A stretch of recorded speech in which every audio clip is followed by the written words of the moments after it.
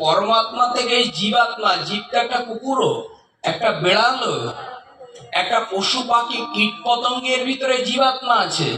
কিন্তু এই জীবাত্মার মধ্যে কোন জীব শ্রেষ্ঠ? কোন জীব? আমরা একটু জাগতিক দিকে প্রবেশ করছি, একটু লক্ষ্য করবেন। আপনাদের প্রশ্নের উত্তর দিয়েছেন যে সর্বজীবের শ্রেষ্ঠ হলো মানুষ, জীব শ্রেষ্ঠ।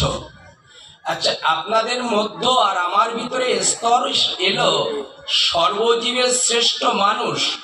এই মানুষ শ্রেষ্ঠ কিসে? এই যে মানুষ আমরা শ্রেষ্ঠত্ব দাবি করছি কিসে? কি পেলাম মানুষে আমরা শ্রেষ্ঠ কিসের জন্য? এর শ্রেষ্ঠত্ব আমরা পেলাম, শ্রেষ্ঠত্ব স্তর এলাম, কিন্তু কিসের জন্য আমরা শ্রেষ্ঠ? এই স্তরটা একটু আস্বাদন করি আমরা। সেই স্তর হলো, স্তরণ করে গোবিন্দ গীতায় জানালেন, চতুর্থ অধ্যায় জ্ঞান যোগের 11 নম্বর শ্লোকটাতে জানিয়েছেন। কি বলেছেন দেখুন, এ অথমাং প্রবাদান্তে তাং শাস্তেব্য ভোজামহম মম বর্তান্তে মানুষ্যপাত্য সর্বস্ব। গোবিন্দ গীতায় জানালেন, যে যেভাবে ভজন করে সে সেইভাবে ফল লাভ। এখন আমরা মানুষ পেলাম শ্রেষ্ঠত্ব স্তরে, কিন্তু আমরা যে যেভাবে পারি এটা বুঝে নিয়েছি, কিন্তু আসল রহস্যটা আমাদের আস্বাদন করতে হবে। আমরা শ্রেষ্ঠ কিসে?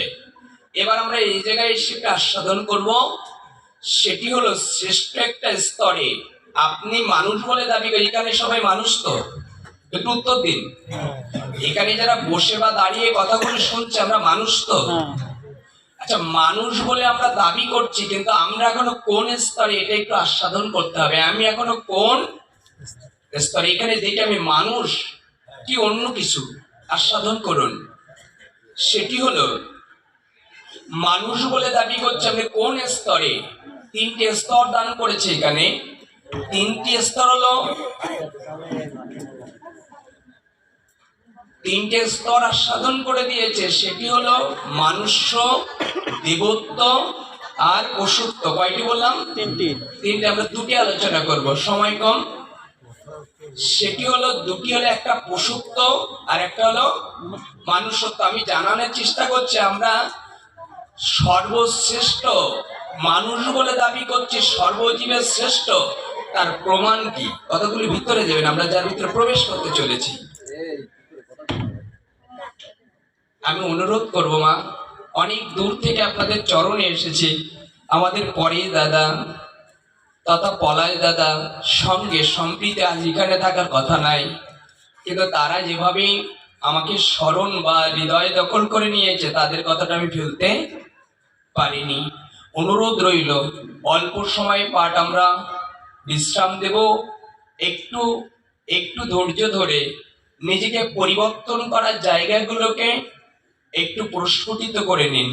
সেটি হলো, আমি প্রবেশ করতে চেয়েছিলাম আমরা 3টে স্তর। সেটা হলো মানুষ্যত্ব, দেবত্ব আর কয়টে স্তর বলেছি?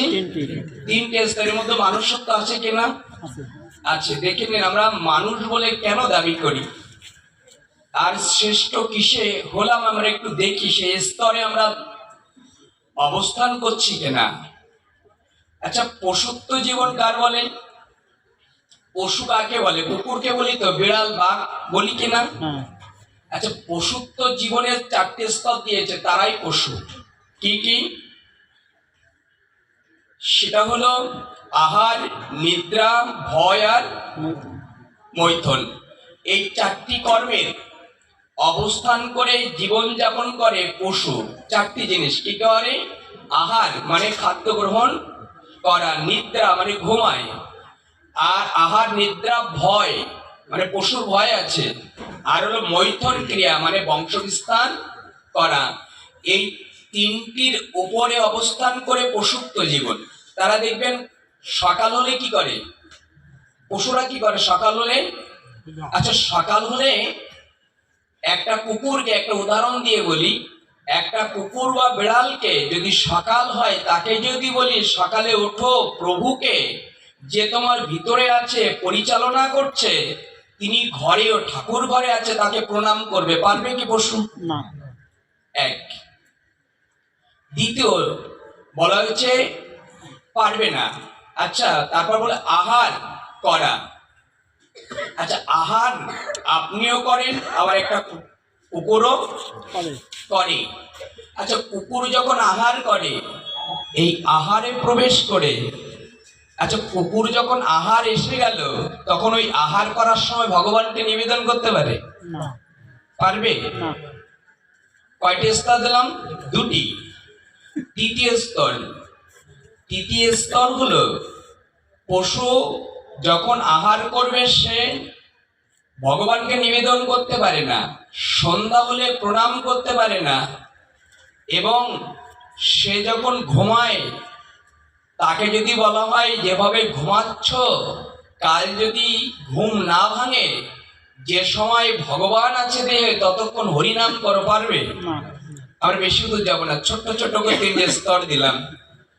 তাহলে তাহারা পারবে না। এখন এই স্তরে এসে আমরা আস্বাদন করব, সেই স্তরটি হলো, আচ্ছা মানুষ এই জায়গায় এসে যারা আমরা মানুষত্ব দাবি করেছি, মানুষত্ব বলি, এই মানুষ প্রভাতে উঠে আমরা স্নান করে ভগবানকে প্রণাম করতে পারবো কিনা? পারবো। পারবো তো? আচ্ছা, খাদ্য গ্রহণের সময় ভগবানকে নিবেদন গ্রহণ করতে পারবো তো? ঘুমানোর সময় ভগবানকে নাম করে ঘুমাতে পারবো তো? তাহলে একে কি বলে? পশু যেটা পারবে না, মানুষ সেটা পারবে। এই জন্য মানুষের ভিতরে জ্ঞান বা চৈতন্য বুদ্ধি দান করেছে, পশুর ভিতরে এটা দেয়। এই জন্য সর্বজীবের শ্রেষ্ঠ। পশুর ভিতরে বুদ্ধি বা জ্ঞান পারমার্থিক জগতের ভগবান শ্রীকৃষ্ণ প্রদান করেনি। এই জন্য পশুত্ব অপরাধ হোক আর নিরপরাধ হোক, পশু মারা গেলে তার কোনো বিচার হবে না, আর মানুষ মারা গেলে তার বিচার হবে। আর একটু সরল করে বলি, কারোর কাছে যদি 5 লক্ষ টাকা দেয়, তাহলে যে দিয়েছে সে হিসাব নেবে কিনা? কিন্তু 5 লক্ষ টাকা না দিয়ে লোহা যদি 2 কেজি দেয়, ওটা যদি হারিয়েও ফেলে, তাহলে কি ওই কর্তৃত্ব হিসাব নেবে যে ওর কোনো মূল্য নাই? অর্থাৎ পশুর কাছে পারমার্থিক জগতের জ্ঞান বা বুদ্ধি ভগবান দেয়নি, তাই ওর কোনো বিচার হয় না। আর মানুষের কাছে জ্ঞান বুদ্ধি পারমার্থিক জগতে দিয়েছি বিধায় এদের মৃত্যুর পরে বিচার। সাবধান হওয়ার কথা এখানে। এখন আমরা এখানে আস্বাদন করতে চলেছি, এবার আমার দিকে একটু নজর দিয়ে এবার নিজেকে পরিচয় জেনে নিন। সেটা হলো আমার মতো অধম।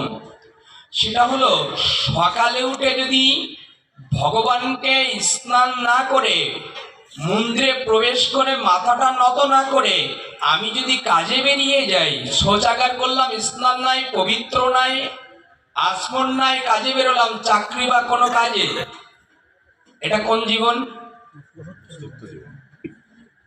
এক।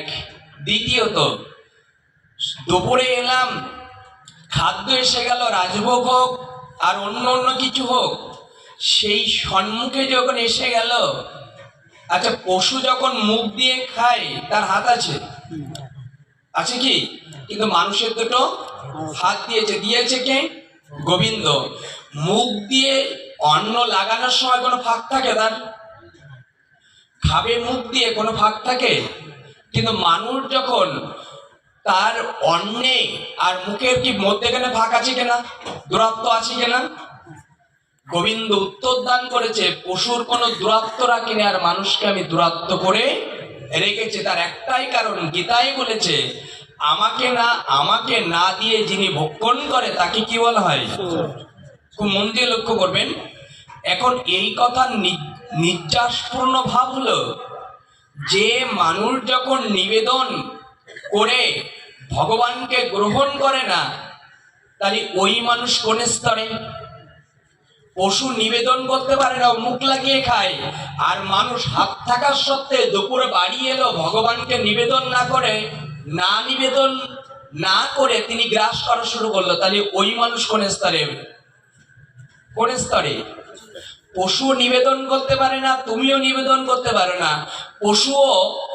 পশুও ঠাকুর ঘরে গিয়ে প্রণাম করতে পারে না, তুমিও প্রণাম করতে পারো না, তাহলে আমরা কোন স্তরে? আমরা মানুষ বলে দাবি করছি আমি মানুষ, কাঠামটা মানুষ হতে পারে, কেন আমার মতো প্রদীপ এখনো পশুর স্তরে, যে এখনো ভগবানকে মাথা নত করতে পারে না, যে এখনো কৃপা করে যা খাদ্য গ্রহণ করে তার আগে কৃপা করে ভগবানকে দিতে পারে। কথা বুঝতে পারছি? তাহলে আমরা এখনো পর্যন্ত ভাগবত পাঠে প্রবেশ করেছি, ভাগবত তত্ত্ব আস্বাদন করি, কিন্তু একবারের জন্য তাকিয়ে দেখেছেন আমরা এই সুন্দর সুদুর্লভ মানুষ্য শরীর পেয়ে আমরা কি করে রেখেছি? পশু। কথা বুঝতে পেরেছি? আমরা শুধু মানুষ জন্ম পাইনি, আমরা সুদুর্লভ মানুষ্য জন্ম পেয়েছি। এবার আমরা দুটি স্তর আমরা আস্বাদন করব, সেটা একটা বলেছি দেবত্ব আর একটা হলো পশুত্ব। আচ্ছা, পশুও হরিনাম করতে পারে না, আর পারে না, দেবতারা পারে। দেবতাদের চিনি আমরা, কালী দুর্গা যারা আমরা দেখেছি, এই দেবতারাও হরিনাম করতে সাধুসঙ্গ করতে পারে না, দেবতারাও পরিত্যক্ত। এবং তখন সেই স্তরে এখানে আরেকটু দেখায়, আপনারা বলবেন হরিনাম করতে পারবে না কেন? কারণ স্বর্গে যাই, কারা স্বর্গে থাকে? দেবতারা থাকে, দেবতারা স্বর্গে থাকে, কিন্তু স্বর্গে হরিনাম করার কোন স্তর। এখানে পশু চাচ্ছে গোবিন্দ কৃপা করে আমার মানুষ কুলে জন্ম দেওয়া, দেবতারাও চাচ্ছে আমার মানুষ কুলে। আচ্ছা, এই জন্ম আপনি আমি পেলাম, কিন্তু আমরা রেখেছি কি করে? তাহলে এই যে দেহটা আপনারা নিয়ে কথা শুনছেন এবং হৃদয়ঙ্গম করছেন, তাহলে আমাদের মনে হয় আমরা সৌভাগ্যবান মনে হয় আপনাদের? পশুরা পাচ্ছেন না, দেবতারা পাচ্ছেন না, সেই দেহ আপনি প্রাপ্ত হয়েছেন। এই দেহটা পাওয়ার পরে আমরা কি মনে হয় আমরা যারা এতক্ষণ শুনেছি আমরা সৌভাগ্যবান? পশুরাও হরিনাম করতে পারে না, ভগবত প্রাপ্ত হতে পারে না, দেবতারাও পারে না, সেই জন্ম পেয়েছি আমরা শুদ্ধ পরম স্তরে রেখেছি, কিন্তু আমরা রেখেছি কি করে সেই দেহটা? সেই দিকে একটু দৃষ্টান্ত রেখে আমরা আস্বাদন করছিলাম। আমরা এখন কোন স্তরে মনে আছে? আমরা কি বলেছি? তাহলে এখন যদি যোগ বিয়োগ করা হয়, তাহলে এখানেই বসে অনুভব করেন আমি কোন স্তরে, আমরা মানুষ স্তরে না পশু স্তরে? আমরা মানুষ বলে দাবি করি, কিন্তু সাবধান হয়ে যান, যদি ভিতরে আমার মতো প্রদীপ পশু স্তরে থাকে, মানুষ অবকাঠাম পাঁচতলা বাড়ি থাকতে পারে, কোটিপতি হতে পারেন আপনি, কিন্তু আমার গোবিন্দ জানাচ্ছে যদি পশুবৃত্ত আচরণ থাকে, তা মৃত্যুর পরে আর তুমি মানুষ শরীর পাবে। এই জন্মটা আপনি মানুষ হতে পারবেন, কিন্তু এরপরে যদি পশুত্ব আচরণ থাকে, না করলে না নিবেদন, না করলে প্রার্থনা, না করলে বৈষ্ণব সেবা, আর না করলে নিজে হাত দিয়ে ভগবানের সেবা, গোবিন্দ বললেন এই জন্ম তুমি আর পাবে। আচ্ছা, ভয় হচ্ছে না আপনাদের ভয় হচ্ছে না কথাগুলো শুনে? আরো শুনুন জাগতিক কথা, মানে ছোট ফোনটা দিয়ে দেন, কেন টাইম বুঝতে পারবো না, আমি অনেক লোভিত। সেই স্তরগুলো একটু, আচ্ছা আমরা এই মানুষ শরীর পেলাম, আমরা 9:30 পর্যন্ত যাবো, তাই তো? আপনি বলেন, আমরা সময় বলেন, আমরা সময় বলেন, আমি না সবার বিগত প্রবেশ করতে হবে। আমরা শ্রবণ করছিলাম আরো কিছু কিছু সামাজিক পরিষ্কার জায়গাটা আমরা স্বচ্ছ নির্মল করব। আচ্ছা, এখানে যারা আমরা আছি, আমরা নিবেদন করি তো? উত্তর দিন, করি কিনা? করা উচিত কিনা আমাদের নিবেদন? কিন্তু আমাদের নিবেদন করা সঠিক আছে, কিন্তু আমরা নিবেদন একটু পার্শ্ববর্তী ধর্মের দিকে তাকিয়ে দেখেন, যা পায় খাদ্য গ্রহণ করার পর তার ধর্মে অনুসরণ করে সে চলে। কিন্তু আমাদের ধর্ম, সনাতন ধর্ম গ্রহণ করেছি, আমরা সনাতন ধর্মের মায়ের গর্ভে এসেছি, কিন্তু আমার বাড়ির কৃপা করে কোনো কিছু আসলে আমি ভগবানকে নিবেদন করি না। আচ্ছা, এই ভাগবত শুনে যদি সেটা কাজে না লাগাতে পারি, তাহলে আমরা এগিয়ে গেলাম কোথায়? আমি যদি এখানে হাত তুলতে বলি, 50-90% লোক নিবেদন এখনো গ্রহণ করে, 90% লোক। এখন এখানে প্রশ্ন এসে যেতে পারে আপনাদের যে প্রদীপ তুমি যে বলছো আমরা নিবেদন করব কি করে, এখনো তো আমরা সেইভাবে ত্যাগী হতে পারিনি। কি বুঝতে পারছি? ত্যাগী কাকে বলা? আমি তো এখন পেঁয়াজ রসুন পাই, মাছ মাংস পাই, আমি এখানে নিবেদন করব কি করে? এই জায়গাগুলোকে ঢাল করে আজ যুব সমাজ পিছিয়ে যাচ্ছে, আজকে আমাদের মধ্যবর্তী ব্যক্তি পিছিয়ে যাচ্ছে, এই নিবেদন না করতে পেরে এই জায়গাগুলোকে ধস নেমে যাচ্ছে। তাকিয়ে দেখেছেন? আমাদের এই জায়গাগুলোকে আগে পরিষ্কার করতে হবে। ধর্মের এগিয়ে যেতে হলে একটু তাকিয়ে দেখুন, এখন প্রশ্নের উত্তর এসে যাচ্ছে, যদি নিবেদন করে খেতে পারেন তাহলে জীবনে কি আসবে দেখে নিন। আচ্ছা, হরিনাম শ্রীমদ্ ভাগবত গীতায় জানিয়েছেন যে আমরা সবাই বৈকুণ্ঠে যেতে চাই, ভগবত ধামে যেতে চাই কিনা? আমরা ভক্তির দিকে যাবো একটু পাঠে, কিন্তু আমার সামনে এসে সামাজিক কথা এসে বাধা দিচ্ছে, জানি না কেন। তো বৈকুণ্ঠে যেতে চাই, কিন্তু একটা সুলভ চিত্তে জেনে নিন, গীতায় জানিয়েছেন ব্রহ্মা অক্ষর যোগের অষ্টম অধ্যায় 5 নম্বর শ্লোকে জানিয়েছেন বৈকুণ্ঠে যাওয়ার রাস্তাটা দেখিয়ে গেছেন। সেটা হলো অন্ত কালে চ মামেব শরণ মুক্তব্য কলেবরং জ প্রয়োক্তিস্ব মদভবং জাতি না শস্ত্রয় সংশয়।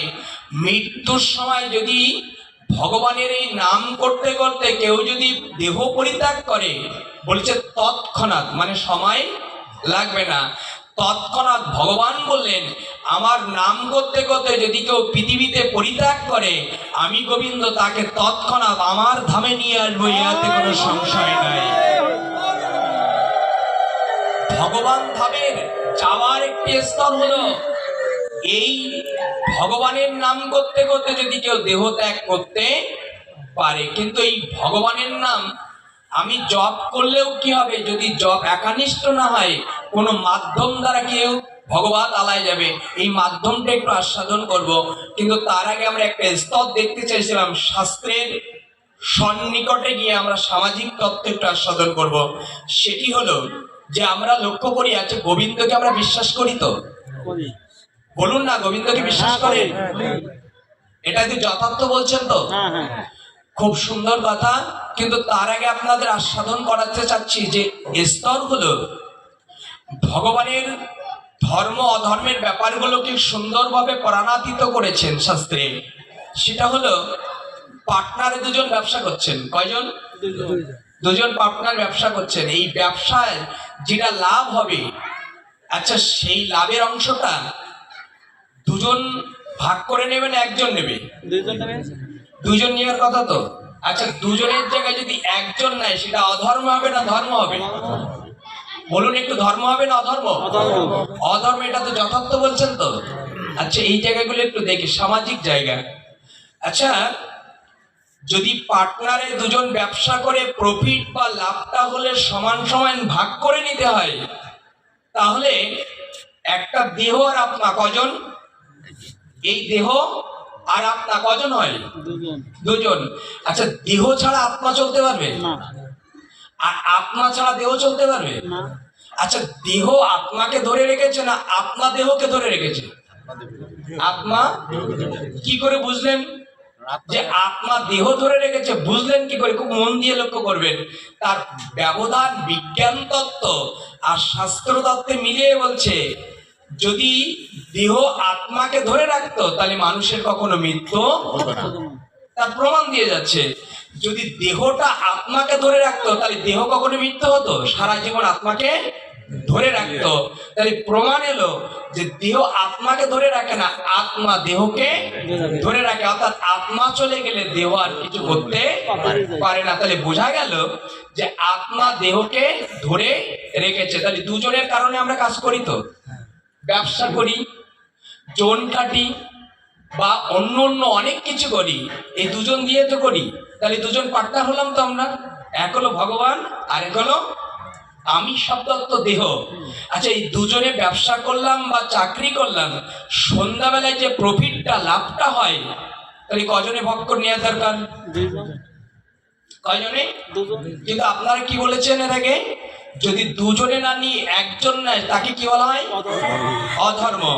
তাহলে সারাদিন যে কাজ করলাম বা চাকরি করলাম, যা লাভের অংশটা হয় সন্ধ্যাবেলায় গোবিন্দকে হাফ হাফ করে দেওয়া হয় তো? কি কথা বুঝতে পারছি? আমাদের মস্তিষ্কে যাচ্ছে।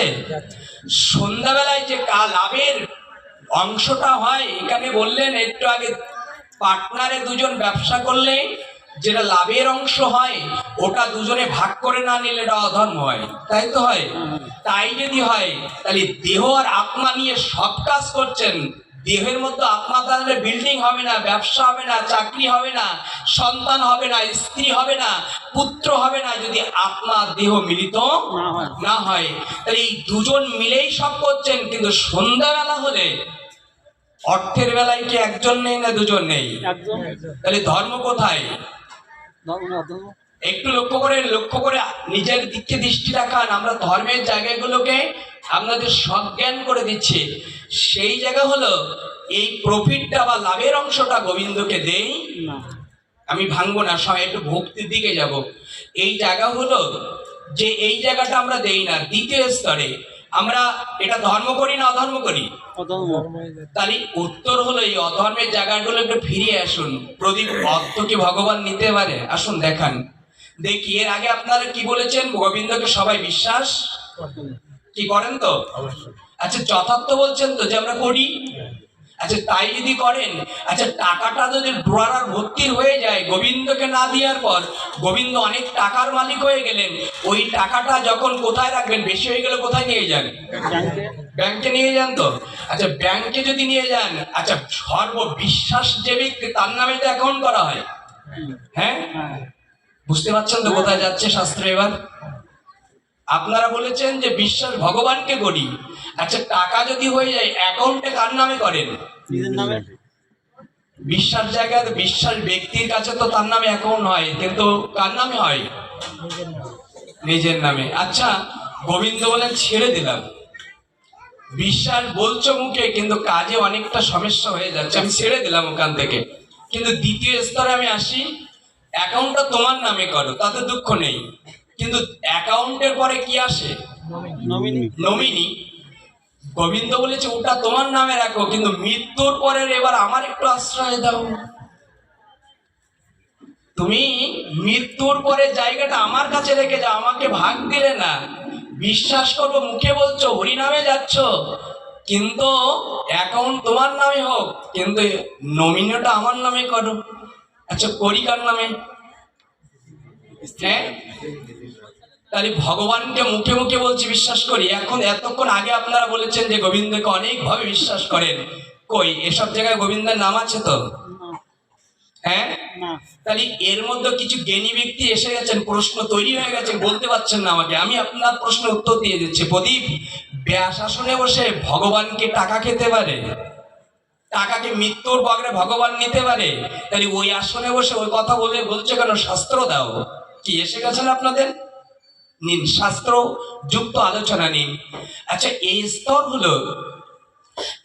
হলো ধান যখন ধানে রূপান্তরিত থাকে, ওই ধানটা পশুত্ব খাদ্য না মানুষের খাদ্য? মানুষের। ধান কার খাদ্য? ধান দিলে খেতে পারবেন না, ওটা পশুত্বর খাদ্য।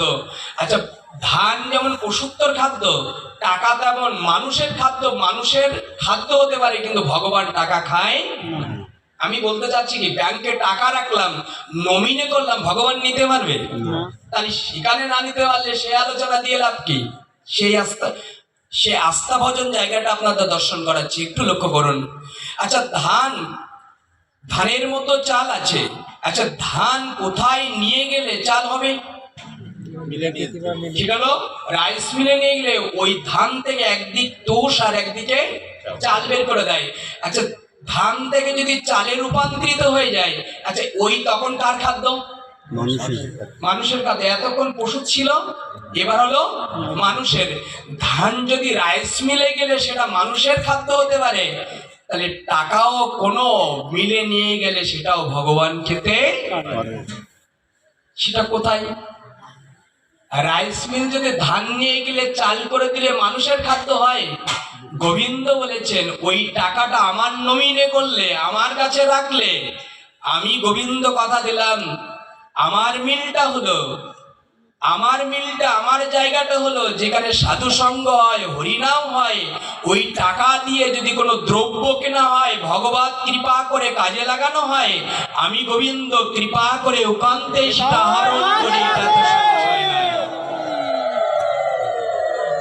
কিন্তু টাকা আমার নামে করব, আমি ভাগ দেব না। গোবিন্দ বলেছেন ভাগ না দিলেও আমি ভাগ নিয়ে নেই, যদি তুমি বারবার আমার সঙ্গে ফাঁকাও। কি করবে?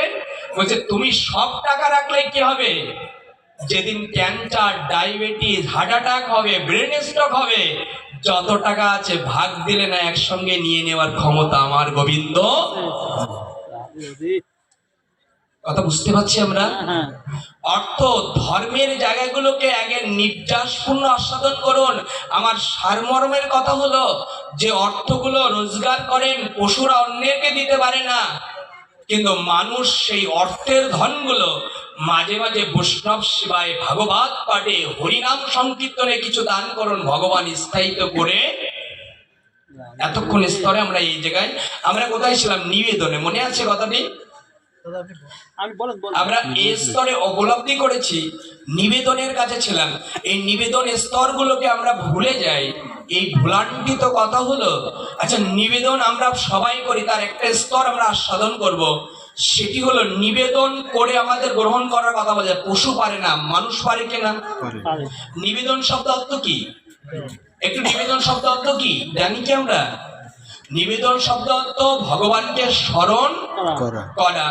আচ্ছা নিবেদন করা যদি ভগবানকে স্মরণ করে গ্রহণ করা হয়, তাহলে একটু নির্যাসপূর্ণ করুন যে নিবেদন যদি আমি করতে পারি সকাল সকাল, যদি এই সেন্টেন্সটা, এই অর্থটা, এই পদটা আপনি আজ থেকে রচনা করেন, জীবনের একটা পথ পাবেন। দেখে নিন, সেটা হলো আপনি নিবেদন করা শুরু করলেন, আর নিবেদন হলো যা খাবো তার আগে নিবেদন করব।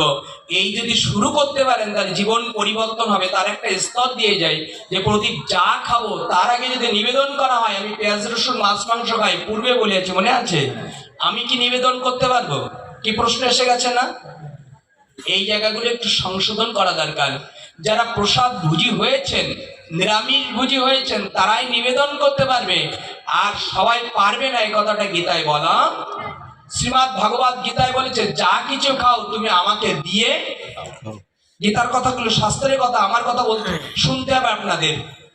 শাস্ত্রে বলেছেন যা কিছু খাও তুমি আমাকে নিবেদন করে খাও, কিন্তু কথা হলো যা কিছু খাবে মনে, পশু কি খায়? পশু কি খায়?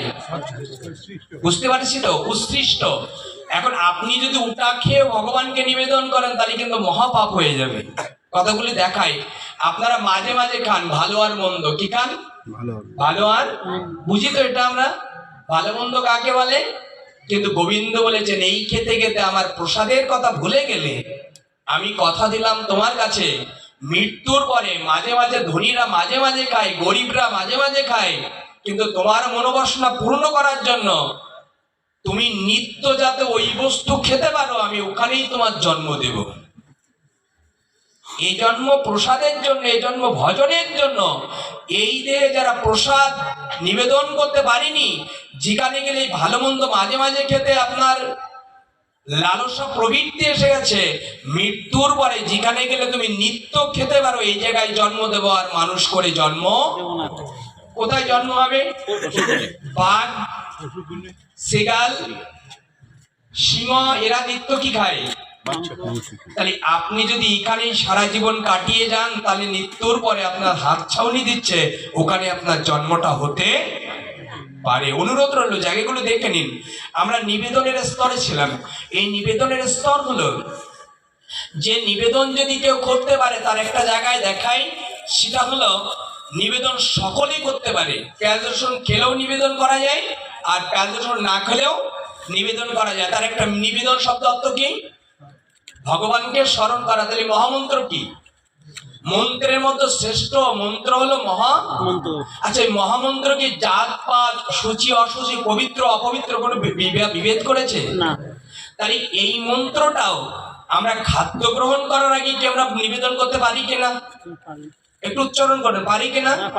আচ্ছা তারপরে প্রশ্ন হলো, প্রদীপ এই বলছো নিবেদন আমি গ্রহণ করব, তবু কি সেটা দিয়ে গ্রহণ করা যায়? অহমি নচ, সেটাও যাবে না। কিন্তু তার একটা সুলভ চিত্তে জায়গাটা দেখায়। আচ্ছা পেঁয়াজ রসুন মাছ মাংস খান, কিন্তু তার আগে সর্বপ্রথম আপনার যখন আপনার বাড়ি কোনো একটা নিমন্ত্রণ আসলো, আচ্ছা নিমন্ত্রণ আসার পরে একটু লক্ষ্য করে দেখুন, ওই নিমন্ত্রণ আসার পরে প্রথমে কি অন্য কিছু দেয়? প্রথমে কি দেয়? জল। প্রথমে কি দেয়? জল। প্রথমে আগে আসে জল। প্রথমে আগে আসে জল। তারপর অন্ন ভাত। আচ্ছা জল কি নিরামিষ না আমিষ? আচ্ছা অন্ন নিরামিষ না আমিষ? যদি আমার ইচ্ছা থাকে তাহলে উপায় একদিন। হবে। আচ্ছা এই দুটো দিয়েই কি আমি নিবেদন করতে পারবো? হ্যাঁ, পারবো কিনা? পারবে। আচ্ছা প্রত্যেক দিন আমি যদি এই অবস্থায় এই অন্ন আর জল দিয়ে নিবেদন করি, এরপরে অন্য কিছু খেতে পারি, তাহলে কি হবে? আমার গোবিন্দ বলেছে যে আমার পথে এক পা অগ্রসর হয়, আমি গোবিন্দ তার 10 পা অগ্রসর করে আমার কাছে টেনে নে। তোমার প্রসাদ বুঝি হতে হবে না, তোমার প্রসাদ বুঝি হতে হবে না, তুমি নিত্য নিবেদন করে গ্রহণ করবে। আমি গোবিন্দ তোমার ওই আমার প্রসাদ, আমার অন্ন তুমি নিবেদন করে নিত্য গ্রহণ করছো, তুমি খেয়ে আস্বাদন করে শেষ করো, কিন্তু আমি বৈকুণ্ঠ থেকে দেখি তুমি প্রসাদ বুঝি তোমার হতে হবে না, নিত্য নিবেদনের ফলে আমি গোবিন্দ তোমার প্রসাদ বুঝি করে নেব যদি তুমি করতে পারো। আমি প্রসাদ বুঝি করে নেব যদি তুমি নিত্য নিবেদন করতে। আচ্ছা নিবেদন করলে কি হয় একটু লক্ষ্য করবো আমরা স্মরণ দিত, সেটা হলো ছোট্ট একটা ব্র্যাকেট দিয়ে একটু ভক্তির দিকে গিয়ে পাঠ বিশ্রাম নেব। সেটি হলো নিবেদন যদি করে গ্রহণ করি, তাহলে আমি আজ থেকে যদি গ্রহণ করি, আচ্ছা জল বা অন্ন পেলাম, তাহলে মৃত্যুর সময় জল পাবো কিনা? শ্মশানে গেলে কি দেয়? কি দেয়? জল দেয়। তাহলে আজ থেকে অন্নটা বা জল যদি নিবেদন করে গ্রহণ করতে পারি, মৃত্যু যেদিন হবে আমাদের সন্তান যখন জল দেবে, ভোগ গেলার সময় গিরিপথ পার করার সময় আমার নিবেদন কথা মনে আসবে তো? আসবে কিনা? আচ্ছা নিবেদন কথাটা কি? ভগবানের নাম স্মরণ করা। আমার গীতায় কি স্টেপ দিয়ে গেছে, পথ দেখিয়েছে যে মৃত্যুর সময় আমার স্মরণ করতে করতে দেহ ত্যাগ করলে অনায়াসে সে আমার ধাম প্রাপ্ত হবে। মিলছে তো কথাই? তাহলে আজ থেকে জল বা অন্ন দিয়ে নিবেদন শুরু করলাম, আমার শ্বাস উঠে গেল, আমার সন্তান জল দিচ্ছে, ওই জল যখন গিরিপথ পার করবে, আমার প্রাণবায়ু যদি বেরিয়ে যায়, তাহলে আমি ভগবত পাবো কিনা? পাবো কিনা? সহজ করে বলছি, কেন সময় কম তো, অনেক সাইড বা স্মৃতিতে অনেক কথা মনে আসছে, কিন্তু আপনাদের স্মরণ করাচ্ছি একটা জায়গা হলো যে অন্ধকারে এই যে আলো জ্বলছে, এই আলো জ্বলার মাঝে আপনি অন্ন পাচ্ছেন, এই বিদ্যুৎটা জ্বলছে, পাওয়ার বা আলো আছে, আলো দ্বারা আপনি অন্ন পাচ্ছেন, কিন্তু এই পাওয়ার বিদ্যুৎটা নষ্ট হয়ে গেল, এই বিদ্যুৎটা চলে গেল, হাতে মাখানো অন্নটা বুকে যাবে না মুখে যাবে? কোথায় যাবে? কোথায় যাবে? মুখে। কেন যাবে? অন্ধকারে তো দেখতে পাচ্ছে না হাতটা, মুখে যাবে কেন? অভ্যাসে। ছোটবেলা থেকে। আমি জানাতে চাচ্ছি কি, যে আজ থেকে যদি নিবেদন মন্ত্রটা আপনি শুরু করতে পারেন, মৃত্যুর সময় যন্ত্রণা থাকতে পারে, অনেক বিলাস থাকতে পারে, কিন্তু আজ থেকে যেমন শুরু করবেন, অভ্যাসটা থাকলে হাতটা যেমন অন্ধকারে বুকেও যায় না, মাথাও যায় না, মুখে যায়, আপনিও যদি আজ থেকে নিবেদন মন্ত্র শুরু করতে পারেন, তাহলে মৃত্যুর সময় আপনি না চাইলেও হয়তো আর সেই নাম আপনার ভিতরে প্রবেশ করতে পারে। আচ্ছা এই কথা শুনে কি মনে হচ্ছে? আমাদের কি নিবেদন করা দরকার কিনা? যারা এতক্ষণ শুনছেন, এই কপিল মুনির এই পরমার্থী মঙ্গলোত্ত গ্রামের আজ এই কৃপা করে অধীর কৃষ্ণ রায়ের স্মরণ তিথিতে যারা এসেছেন, একটা কথাও যদি আচরণ করতে পারেন, তাহলে এই গ্রামের কল্যাণ। একটা কথার দিকে এলাম আমরা, যারা প্রবেশ করেছি, আমরা কি সবাই নিবেদন কাল থেকে করবো কিনা? প্রত্যেকদিন করবো কিনা? নিবেদন করে যেন আহার করতে পারি, পারলে কি হবে প্রদীপ, যদি আমরা নিত্য গ্রহণ করি, নিবেদন করে করলে কি হবে? সর্বস্তরে দেখায়, সুলভ করে দিয়েছে। আমেরিকার কোন মন্ত্রী মহোদয় বাংলাদেশে এলো, উদাহরণ দিয়ে আরো সুলভ সরল করে দিচ্ছি। তো এই মন্ত্রী মহোদয় বাংলাদেশে আসার পরে উনি জানলো বাংলাদেশের মিষ্টি সন্দেশ বিখ্যাত, উনি 2 কেজি সন্দেশ নিতে গেলেন। আচ্ছা সন্দেশের সময় লেগে থাকে আস্বাদন কারা কে থাকে? সেই সন্দেশের সঙ্গে আকর্ষণ কার থাকে? কার থাকে? সেটা থাকে পিঁপড়ে। দেখলাম মিষ্টির সঙ্গে সম্পর্ক কার থাকে? পিঁপড়ের। তো পিঁপড়ে সন্দেশের সঙ্গে লাগানো আছে, তখন কি করেছে, ওই পিঁপড়েটা সহ তখন ওই মন্ত্রী মহোদয় বললেন, আমার প্লেন চলে যাচ্ছে, আমার টিকিটের সময় হয়ে গেছে, তাড়াতাড়ি দাও না বন্ধ রাখো। মায়েরা কাস্টমার ছেড়ে দিতে চায়। উনি দ্রুত পিঁপড়ে দুটো ধরে ওই ওই যে পেকিমের ভিতরে, কাটুমের ভিতরে ঢুকে বন্দি করে ওর হাতে ধরিয়ে দিয়েছে। এবার আমরা আনুষঙ্গিকের দিকে আসি। আচ্ছা, বিমানবন্দরে যাবেন আপনি, আপনার টিকিট লাগবে না? আচ্ছা, বিমান ভাড়া লাগবে না? আমেরিকার বাসিন্দার হতে আপনার সময় লাগবে না? লাগবে। লাগবে কিনা? আচ্ছা, এত কিছু করলে আপনি আর আমার সারা জীবন আমেরিকায় যাওয়া আপনারা নেওয়া হবে না। কিন্তু পিঁপড়েটা ও বিমানবন্দরে গেছে, ওর টিকিট লেগেছে না। এরপরে দেখেন কতগুলো তত্ত্ব দিয়েছে। নিবেদন কেন করবেন না সনাতন ধর্মে? আচ্ছা, এই পিঁপড়েটা বিমানবন্দরে গেছে, ওর টিকিট লাগেনি। আচ্ছা, বিমান ভাড়া তো অনেক লাগে, এই পিঁপড়ের কোনো বিমান ভাড়া লেগেছে? না। এই বিমানে লাগলো না, টিকিট লাগলো না, আমেরিকায় প্রবেশ করলো, করে উনি মন্ত্রী মহোদয়ের স্ত্রীর সামনে অনেক সুস্বাদু মিষ্টি আনন্দে তার উপহার দিলেন। ওই গৃহিণী ওই কার্টুনটা খুলে যখন দেখলো, মিষ্টি দুটো ওই গৃহের কোনো একটা বাসস্থান যোগ্য প্রাপ্ত হলো। কোনো আইডি কার্ড লেগেছে তার? না। 3টে স্তর, টিকিট নাই, বিমান ভাড়া নাই, আর ওই দেশের বাসিন্দা হয়ে গেল। কি করে হলো? কি করে? মূল স্তর বুঝলাম, কি আলোচনাটা কি করে হলো? যে মিষ্টির সঙ্গে তার সম্বন্ধ ছিল, এই জন্য তার কোনো কিছু লাগেনি। আমরাও যদি ভগবানের এই স্মরণ নিবেদনের সঙ্গে সম্পর্ক রাখতে পারি, তাহলে একদিন না একদিন আমাদেরও কৃপা করে বৈকুণ্ঠে পর্যন্ত যেতে পারে।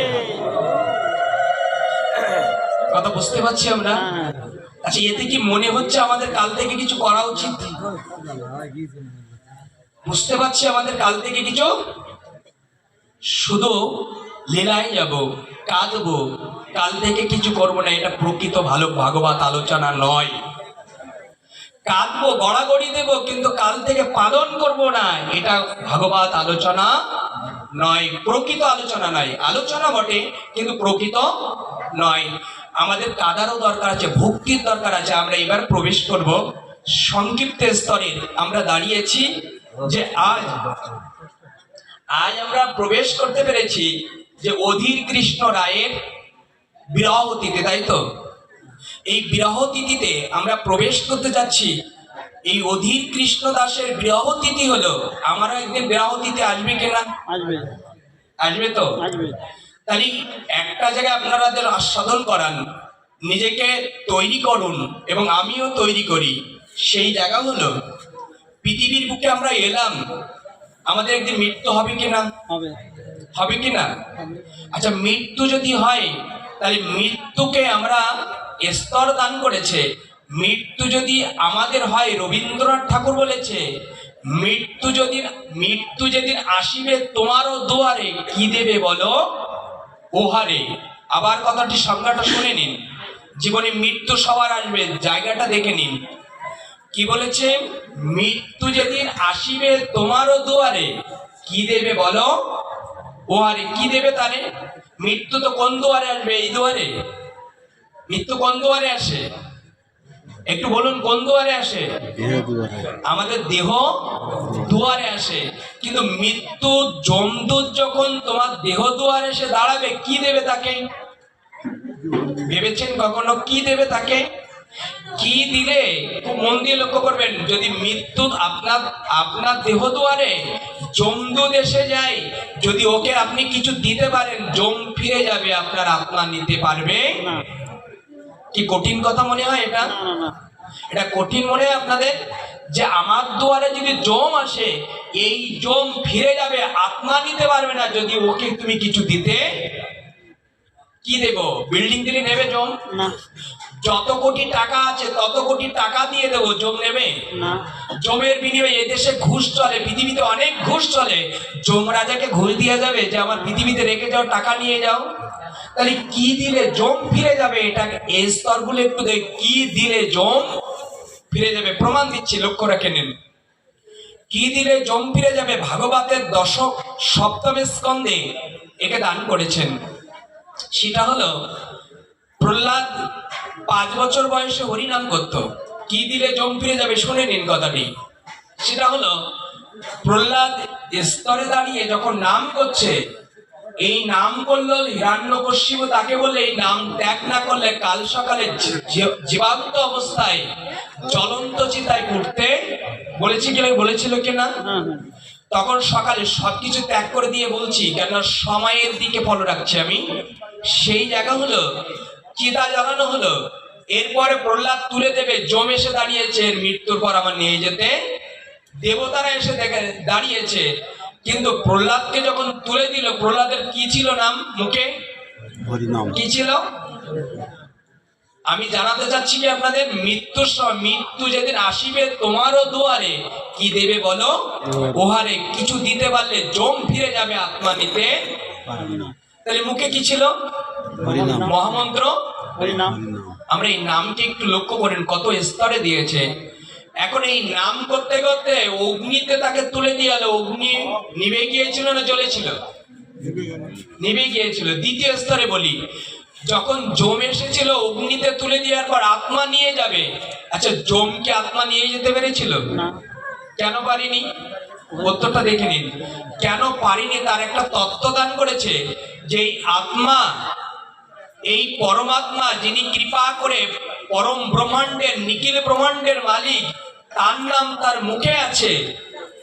আমাকে যে সৃষ্টি করেছে, নরককে যে সৃষ্টি করেছে, সেই ভগবানের নাম মুখে আছে, আমি তাকে নিতে আর সরল করে দিতে পারি। সেই সরল হলো একটা চোর ধরা পড়েছে, কিন্তু ওই গ্রামে যে গ্রামে ধরা পড়েছে, ওই গ্রামের যে সম্পদশালী, যার কথা সবাই ওঠে, উনি বলছে ওনার সঙ্গে আমার সম্পর্ক আছে। ওই চোরের আর মারবে? শুধু নাম করেছে অমুকের আমার, তাহলে মারবে না। তাই যদি হয়, তাহলে নিখিল ব্রহ্মাণ্ডের যিনি মালিক, নরককে যে সৃষ্টি করলো, জমকে যে সৃষ্টি করলো, সেই পরম করুণাময়ের মহামন্ত্র নাম হরিনাম যদি কারোর বদলে থাকে, তাহলে কি জম তার নিয়ে যেতে পারবে? জম দেখলো, জানাতে চাইলো যে আমি জম, আমার সাধ্য নেই। যার মুখে হরিনাম থাকে, যার ভিতরে ভক্তি থাকে, যার ভিতরে প্রেম থাকে, প্রেম আর হরিনাম দিয়ে যিনি নিত্য কীর্তন করে, আমি জম কৃপা করে 60 কিলোমিটার দূরে থাকে, আমি তার কাছে যেতে পারি না। উত্তর হলো, আপনারা জানতে চাচ্ছেন প্রদীপ, তাহলে কি মৃত্যু হবে না হরিনাম করলে? অবশ্যই হবে, কিন্তু জম আসবে না। যারা হরিনাম করে, যারা কৃষ্ণ নাম মুখে নিয়ে মৃত্যুবরণ করে, প্রহ্লাদ নিজের ছেলের নাম নারায়ণ বলে মৃত্যুবরণ করলেন, জম ফিরে গেল, এলো কি বিষ্ণু। আপনি যদি হরিনাম করতে থাকেন, আপনার কখনো জম আসবে না, আসবে বিষ্ণু। কথা বুঝতে পারছি আমরা? সর্বস্তর পড়ি, আমরা কয়েকটা স্তর দান করেছি পরম করুণাময় কৃপায়।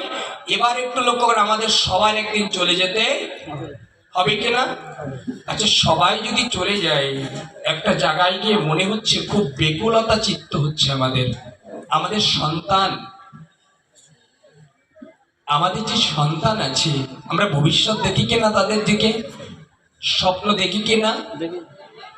আচ্ছা, স্বপ্ন, আমাদের সন্তানদের একটাই স্বপ্ন থাকে, কি জানেন? দুটো মেয়ে হওয়ার পরে একটা ছেলে যখন হয় না, এই ছেলে হওয়ার পরে স্বপ্ন কি থাকে? তাকে খাওয়ায়, পড়ায়, লেখাপড়া শেখায়। পিতামাতার কি স্বপ্ন থাকে? ও বড় হবে, যেদিন আমি বেদিনে পড়ে যাব, বৃদ্ধ হয়ে যাব, মেয়েটা অন্য আলায় যাবে, কিন্তু আমার সন্তান, আমার পুত্র আমার পাশে। আচ্ছা, এই স্বপ্ন সবার কেনা? একটু উত্তর দেন, সবার কেনা স্বপ্নটা? আমার গোবিন্দ বলেছে, তোমার সন্তানকে, তোমার সন্তানের করে বিশ্বাসটা বা ভরসা রাখলে, যে মৃত্যুর পরে, মৃত্যুর আগে বৃদ্ধ বয়সে সন্তান দেখবে, এই জন্য তুমি মল ত্যাগ করেছো, সেটা পরিষ্কার করেছো, জামা গায়ে দিয়ে দিচ্ছ, লেখাপড়া শেখাচ্ছ, একটি ভরসা, একটি বিশ্বাসের স্তরে, আমি যেদিন রুগ্ন হব আর আমি যেদিন বৃদ্ধ হয়ে যাব, আমার সন্তান আমার পাশে থাকবে। আমার গোবিন্দ এখানে পরম বাণী দিয়ে জানাচ্ছে, তোমার সন্তানের উপরে বিশ্বাসটা করলে, কিন্তু আমি ঠাকুর ঘরে আমি ঠাকুর ঘরে একাকী দাঁড়িয়ে আছি, তোমার ভিতরেও আছি। আমার পরে একবারও তুমি বিশ্বাস করলেন না যে মৃত্যুর আগে আমি থাকবো, তোমার সন্তান না থাকলেও। তোমার সন্তানকে যেমন জামা পরিয়ে দাও, খেতে দাও, তাকে বুকের মধ্যে রাখো, আমি গোবিন্দ তোমার ঠাকুর ঘরে এসে বিগ্রহ হয়ে গুরু রূপে এসে দাঁড়িয়ে যেতে তোমার সন্তানের মতো তুমি যদি একবারের জন্য, দিনে একবারের জন্য আমার কাছে আসতে, আমি কথা দিতাম তোমার সন্তান ভুলে গেলেও আমি গোবিন্দ ভুলে যেতাম না যদি তুমি আমার নিত্য আমার কাছে আসতে, আমার কাছে আসতে। কিন্তু মানুষ বিশ্বাস করে নিজের সন্তানের প্রতি, ভগবানের প্রতি বিশ্বাস করে না। দেখুন জায়গাটি। এরপরে যখন মানুষ বৃদ্ধ হয়, লক্ষ্য করবেন পিতামাতা বৃদ্ধ হয় যখন, আজকে সমাজ তাকিয়ে দেখেন বারবার বাথরুম যখন করে, মলমূত্র ত্যাগ করে, নিজের সন্তান পাশে যেতে চায় না। গোবিন্দ দেখাচ্ছে আমাকে ভজন করুনি, আমার সাধন করুনি, সন্তানকে অনেক বড় করেছ, মাস্টার হয়েছে, জজ হয়েছে, কিন্তু হলে কি হবে? তোমার সন্তান মৃত্যুর সময় তোমার পাশে নেই, তার প্রমাণ করে যাচ্ছি। উত্তরটা দান করেছি কি জানেন? এই সন্তান যখন ভালো চাকরি পায় আর ব্যবসা করে, ভগবান তার পিতামাতাকে ভরসা কার করেছে? নিজের পুত্রকে। ওই পুত্রের দ্বারাই নিজের প্রতিচ্ছবিটা আমাদের দেখিয়ে দিয়েছে। নিজের সন্তান নববিবাহিতা আর পিতামাতাকে ওই রাত্রে স্ট্রোক করেছে, ওই বাড়ি আনলো, মলমূত্র ত্যাগ করে, পিতা আর মাথা পড়ে আছে, আর নিজের সেই যে পুত্র আছে তখন ওই মলমূত্রের কাছে নিজের সন্তান আর যেতে চায় না।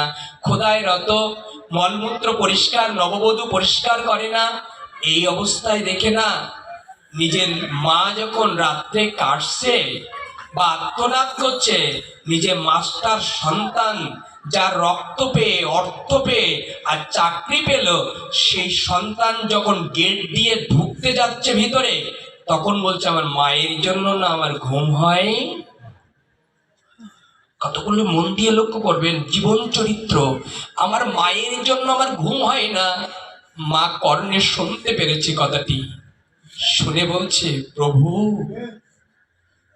আমার বড় ভুল হয়েছে জীবন চলার পথ, দেখে নিন চলার পথটা। আজ হরিনাম করতে বলবো, আজ জপের মালা তুলতে বলবো, আজ সাধু ধুলে নিতে বলবো, আপনাদের ভালো লাগবে না, কিন্তু যেদিন ভালো লাগবে সেদিন আর সময়। দেখুন জায়গাটা।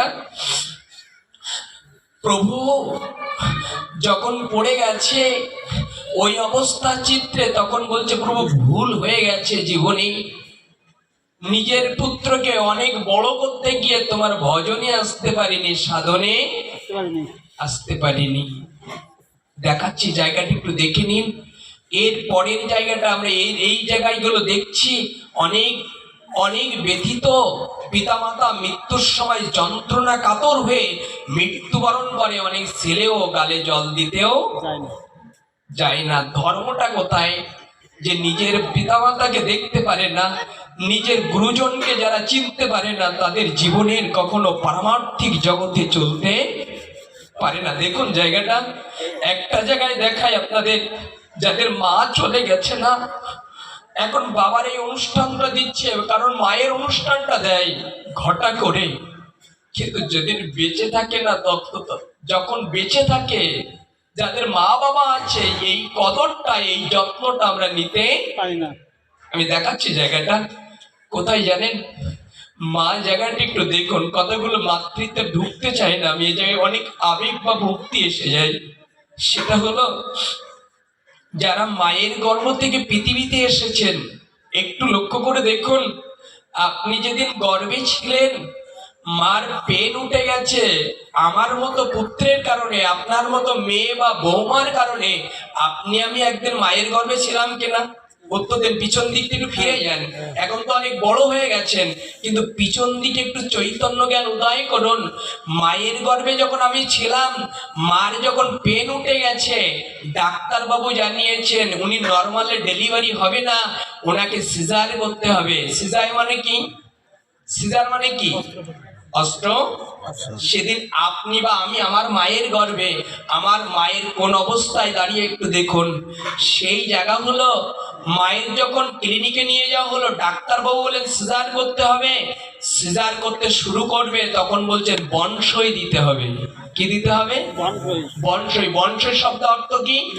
বনসই শব্দ অর্থ তোমার মা বা তোমার স্ত্রী হতে পারে, যখন অপারেশন করবে ডাক্তারবাবু বক্ষটা ফেড়ে, তখন ওই বক্ষটা ফেড়ে রক্ত গলিত ওই দেহটা যদি মৃত্যুবরণ করে, আমি ডাক্তার দায়ী? তাহলে মা কোথায় যাচ্ছে? মা কোথায় যাচ্ছে? কার কারণে যাচ্ছে? তাকিয়ে দেখুন তো কথা হলি, কার কারণে যাচ্ছে মা? বনসই দিয়ে মৃত্যুর আগে যে স্তরটা দেখিয়েছে, সেখানে মা জীবন্ত অবস্থায় মৃতের জায়গায় যাচ্ছে। মা যখন, আপনাদের মা আছে কিনা জানি না, বাবাকে হারিয়েছে ছোটবেলায়, কিন্তু মায়ের যন্ত্রণাটা একবার যদি কোনো সন্তান বোঝে, জীবনে কোনো মাকে কে দুষ্কৃতির জায়গায় নিয়ে যাবেন না। দেখুন আলোচনাটা, মা যাদের মাকে তিরস্কার করেছেন, মা বাবাকে গালি দিয়েছেন, প্রহার করেছেন, যদি কোনো পুত্র বা পুত্রী থেকে থাকেন, জীবনকে শোধন করে নিন। জায়গাটা দেখিয়েছে, মা যখন বেডে করে অপারেশন থিওরিতে প্রবেশ করেছে, স্বামীকে ইঙ্গিত করে বলেছে, ওগো তুমি কেঁদো না, তোমার সন্তান আমার গর্ভে।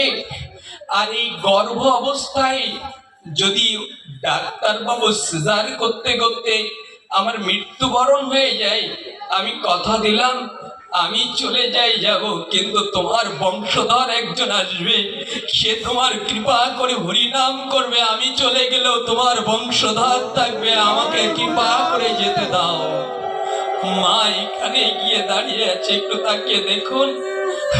এরপরে বনসই দেওয়া হলো, একদিকে স্বামী কাঁদছে, অন্যদিকে সন্তান সিজার করা হয়ে গেল। বাড়ি বাইরে যখন এনে দেয়, মৃত ছাড়া অন্য কিছু দেখা, শ্বাস প্রশ্বাস পড়ালেই মা পৃথিবী থেকে বিদায় নেবে। যখন অবাস কেটে গিয়ে জ্ঞান ফিরে এসেছে, হাতটা কতটা কেটেছে, কতটা সেলাই দিয়েছে, মা ওই দিকে তাকায় না। এই মাকে আমরা লাঞ্ছিত করি, এই মাকে আমরা গালি দেই, এই মাকে আমরা বৃদ্ধ বেলায় আমরা নয়ন দিয়ে দেখতে পারি না। তাকিয়ে দেখুন কথাগুলি।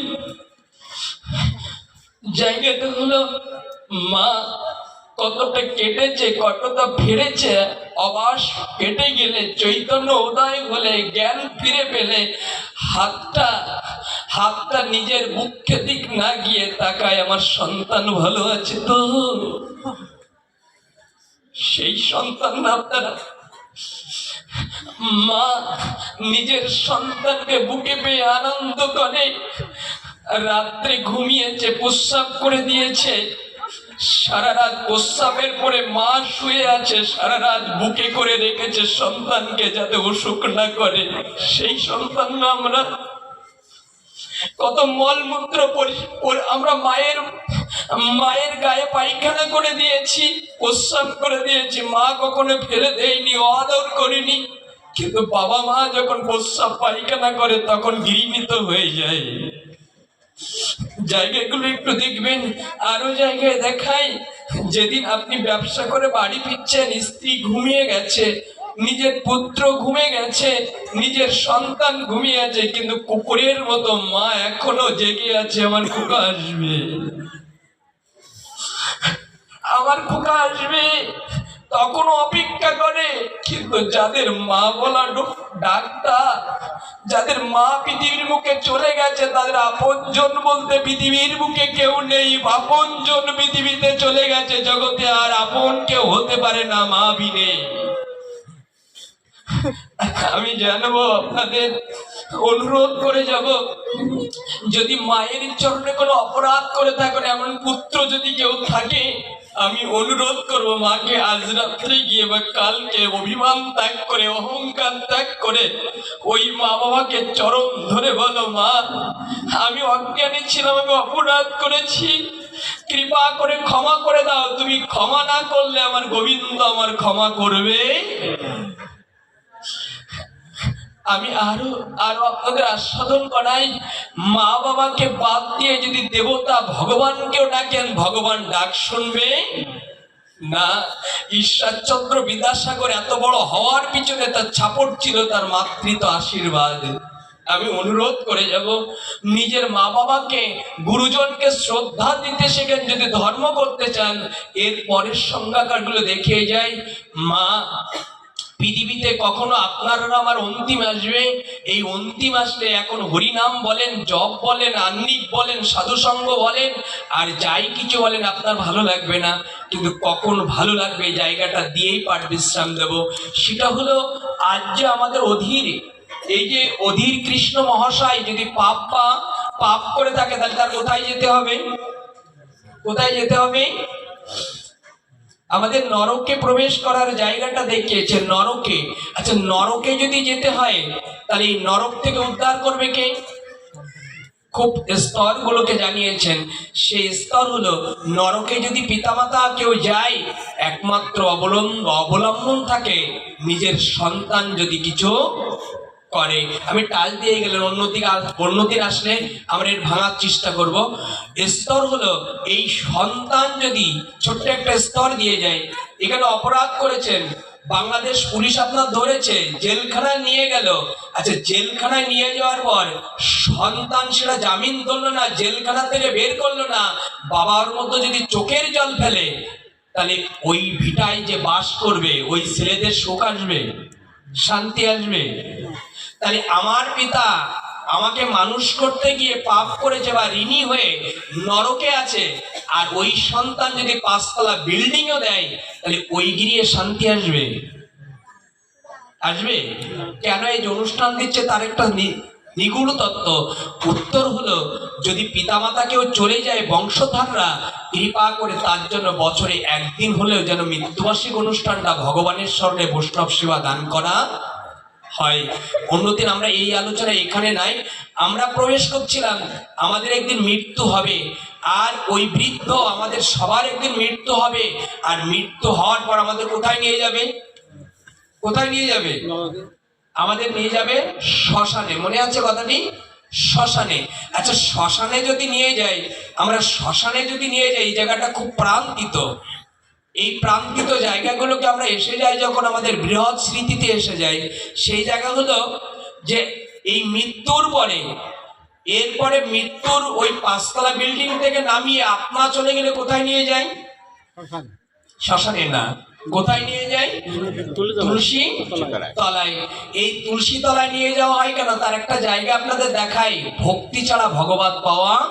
তাহলে ভক্তি দেবী, সেই ভক্তি দেবীর কাছে আমরা মৃত্যুর পরে যাব। তাল গাছের তলায় নিয়ে যাবে না, বট গাছের তলায় নিয়ে যাবে না, বড় গাছ হলে হবে না, যাবে তুলসী তলায়।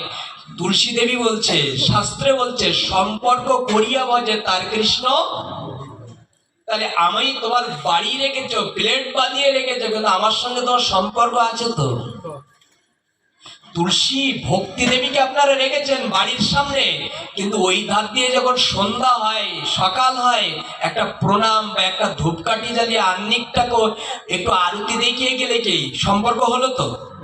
কিন্তু যে আরতি দেখায় না, প্রণাম করে না, তার সঙ্গে সম্পর্ক হয়? আর সরল করে বলি, আপনি পথ দিয়ে চলছেন, বন্ধু বটে, কিন্তু আলাপ করছেন না, সম্পর্ক হবে না? ভেঙে যাবে। তাহলে তুলসী দেবীকে আমরা সবাই রাখি, কিন্তু তার সঙ্গে আমরা আলাপ করি না, তাহলে সম্পর্ক থাকবে না?